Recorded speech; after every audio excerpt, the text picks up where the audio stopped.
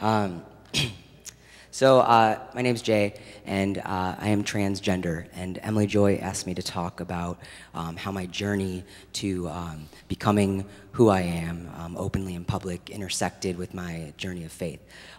Is it all right with you all if I read a poem that I wrote first to sort of set the tone? Is that okay? All right.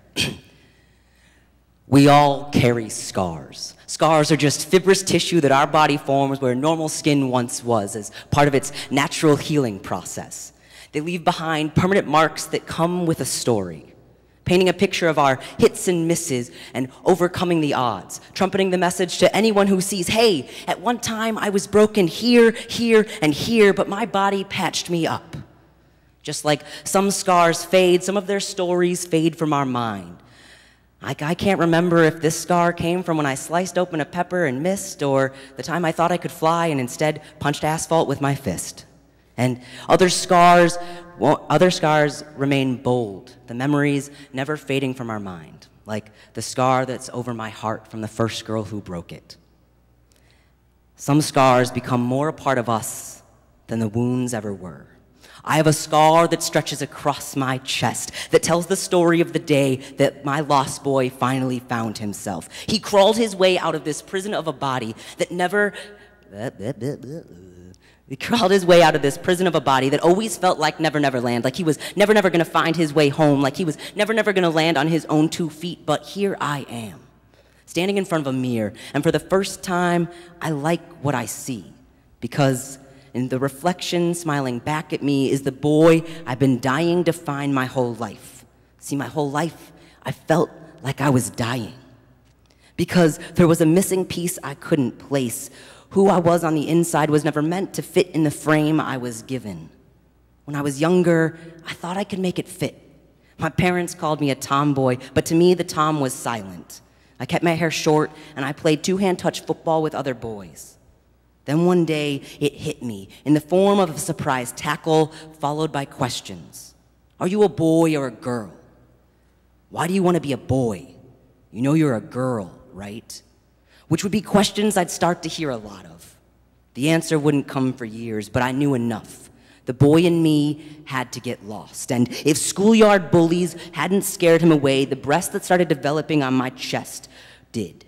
Every day I felt like my body was betraying me as it continued to develop in ways I never consented to. I bandaged my breasts like they were open wounds, compressing my chest at the cost of full breaths. I did this so long, I forgot what real breathing was like. You know, where your lungs fill up to capacity and expanding your ribs, pushing your belly out, making the air taste a lot like freedom. See, my wound was never underneath this scar where the doctor removed a part of me that was never me at all. My wound was the full breaths I couldn't take and all the lies I told myself to keep anyone from finding my lost boy. Because I didn't know what I would lose if he was ever found. But now I've discovered all that I gain. This scar that stretches across my chest is a good place to start. It reminds me of what I've overcome. As I stand in front of this mirror, I finally feel like I'm living.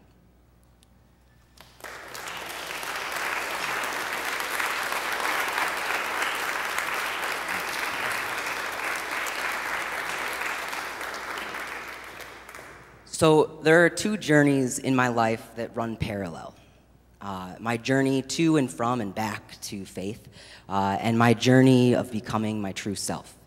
Growing up, I went to church because, well, my parents did, and Sunday school was pretty fun.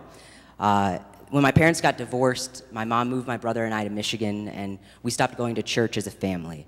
The divorce kind of broke everything in my family. But I met a friend who would ask me to come to her youth group, and for a few years, that church and that group of my peers was my connection to God. But then I started hearing hatred that they claimed was the word of God. And when I searched for other examples of God, all I could find at that time was more hatred. Sometimes the wrong voices are the loudest voices. So I couldn't reconcile with that, and suddenly I felt betrayed by the church and God. And at this time, I was also going through puberty, which was also feeling like I was being betrayed by my own body. So the only place I was more uncomfortable than church was in my own body. I hated myself more than I imagined God and his followers ever could. I tried to run from myself, and I got lost. I lost my faith, and I lost myself. When I started to rise from that struggle and was discovering who I really was and coming to accept that, which took many, many years, I looked to God. And I didn't seek him out in churches. I sought him out in nature.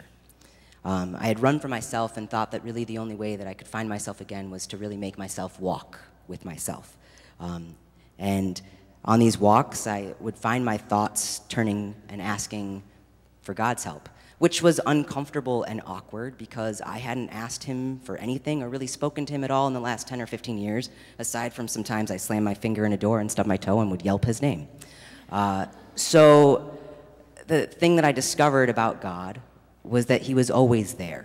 And no matter how far I had run, two things I couldn't escape was myself and God. So through my walks and as my relationship began to be repaired with God and I sort of restored my faith, now it was time for me to repair myself. I realized I was transgender and I could no longer live a lie. I could not live in a body that was betraying me every day. And on this journey to allow myself to truly be who I was meant to be, I found self-love.